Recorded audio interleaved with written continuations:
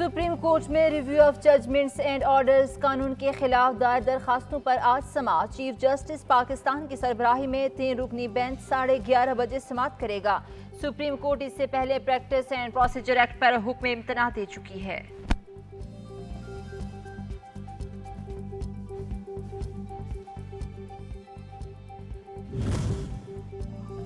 America ने एक बार फिर रजीम चेंज बयानिए को झूठ करार दे दिया। तर्जमान अमरीकी महकमा खारजा वेदांत पटेल ने कहा, पाकिस्तानी सियासत पाकिस्तानी अवाम का मामला है, जो भी हो आइन के मुताबिक हो। अमेरिका पाकिस्तान के साथ दरीना ताउन की कदर करता है। खदीजा शाह दोहरी शहरियत की हामिल, पाकिस्तानी हुक्काम से बराह रास्त राब्ता केस फॉलो करे हैं।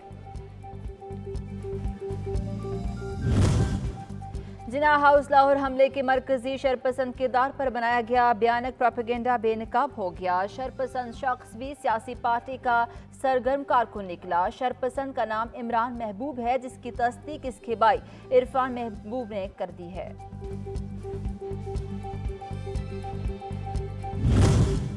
यूनिवर्सिटी के तुलबा और तालबात और असातिज़ा का जिन्ना हाउस लाहौर का दौरा, तबाहशुदा हिस्सों को देखकर दुख का इजहार किया। 9 मई के दिलसोज वाक़यात की शदीद अल्फाज में मज़म्मत भी की।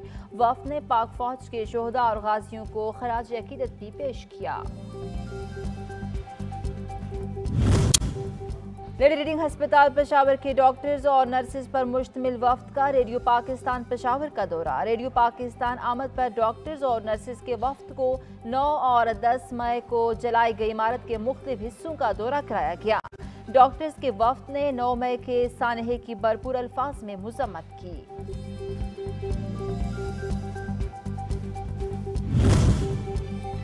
PRT बंदिश का मामला, सूबाई हुकूमत ने बकाया जात की निस्फ अदायगी कर दी। सूबाई हुकूमत ने निजी कंपनी को 34 करोड़ 40 लाख रुपए जारी कर दिए। निजी कंपनी के मुताबिक BRT सर्विस मामूल के मुताबिक चलती रहेगी।